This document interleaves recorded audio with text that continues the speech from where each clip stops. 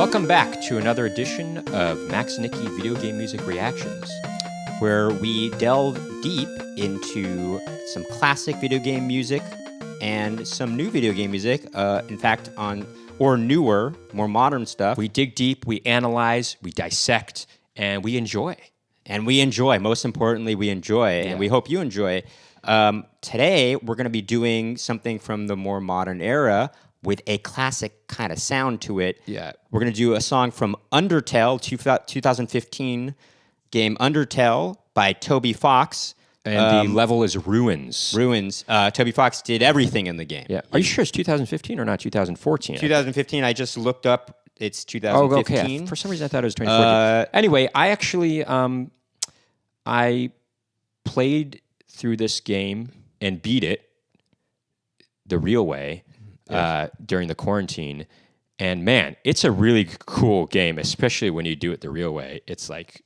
well, in any event, I don't want to ruin it because Max hasn't played it before. Yeah, I haven't played this game, and I haven't heard the music. I have maybe heard one or two tracks, but I don't believe I've heard this track before. So this is brand new to me. So this is going to be brand new for Max. This is something that I've heard many times before. So it'll be kind of interesting to see Max's and listen to Max's reaction, having heard it for the first time. All right. Well, before we get into the song, make sure to hit that subscribe button and like the video if you are enjoying what you hear and see today. And you could also follow us at Max and Nicky on Instagram and TikTok.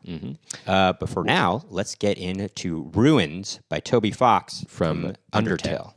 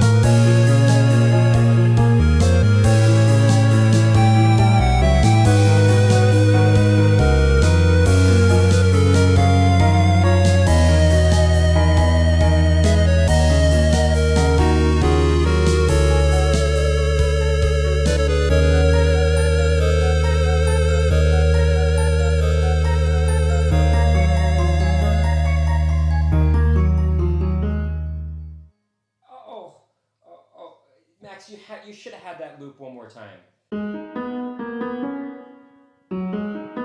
Sorry, we're just playing it one more time through, just so we can hear the full extent of this, you know?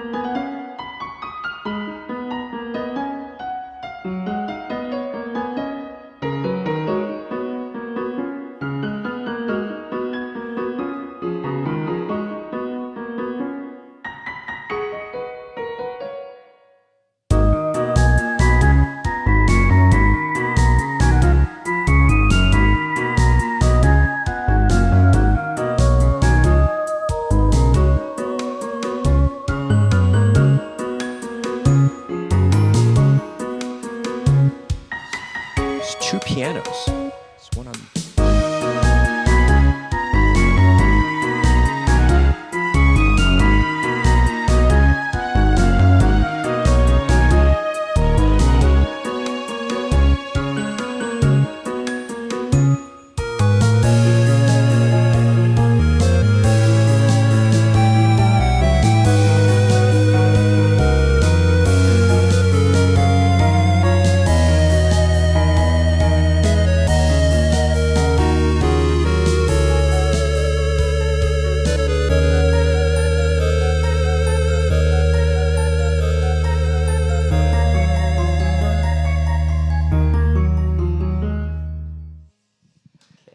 there's a lot going on in that song. Wow, that's a cool it's song. a really. Don't you think it's good, Max? It is actually just off the bat because we ended with it. I love how it this sort of end of the form, I guess, as it were. The way it comes back to the beginning actually is very interesting. It does this sort of chromatic thing that feels a little eerie actually, and then it somehow gets back into this sort of. It's this subtle way it gets back into the beginning of the form again. That's very neat and cool. It feels almost as if you didn't, unless you're paying attention, you wouldn't notice how it got back. But we were paying attention, and I love how it happened. Right off the bat, I got to say, he seems obviously really influenced by Japanese video game music composers, especially Hiroki Kikuta of Secret of Mana. Oh, it sounds very much like Secret of Mana. In fact, also Nobuo Uematsu, but really Hiroki Kikuta. I was going to say something about, even in the instrumentation that reminds me of Secret of Mana is the introduction of the bass actually sounds very much like something that you would hear in Secret of Mana. But what makes it sound a little more modern is, boy, that bass is, especially since we're wearing studio monitor headphones. I was going to say something about... The bass is very robust. Well, no, I was going to say something about the bass, actually. And that is... Well, yeah, the bass... When you first hear the bass, it's pretty grooving and thick. But then the next time, when the verse repeats again, it gets even thicker. The bass gets more robust. Is that so? Thick. Yeah, I don't know if you could tell, but this quality of the bass changed, actually. And it was almost like there was some kind of saturation put on it or something like that. I mean, if we were talking purely about analog music, this is not analog music, obviously. It has a fat bass. Right, it has a fat bass. But I wanted to say, it's interesting how the song, it starts off just with piano, like it's some kind of, I don't know, Debussy-esque kind of thing-ish. Oh, you mean sort of... Well, it has a sort of whimsical quality to it, quality, almost kind of like... I wouldn't call it Debussy-esque, but... No, I would say it is kind of like, some kind of like children's corner thing. Oh, sort of a Gollywog's Cakewalk kind of thing, yeah. But it has that's just something I know our older brother would like a lot because he likes that sort of... he's the one who introduced me to this. Kind of that kind of...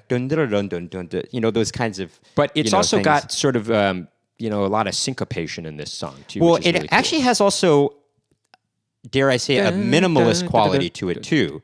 It has this ostinato line in the beginning. And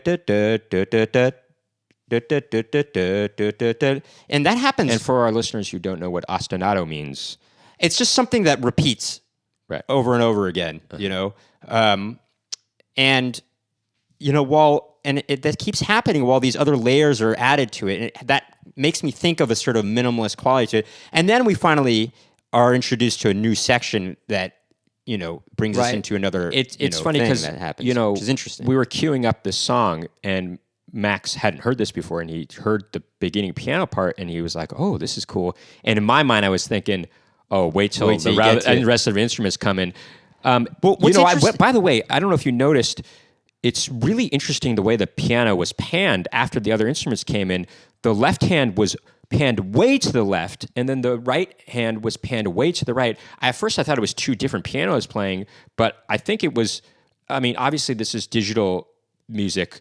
But if you were to look at it like it was analog music, then you would think, this was the left hand was put all the way to the left side, and then the right hand was put all the way to the right side. Now, something that does make it sound more modern, obviously, is the piano sounds more modern, than something you wouldn't hear that in an 8-bit or 16-bit era piece of video game music. You might, but not that quality. The quality is too good.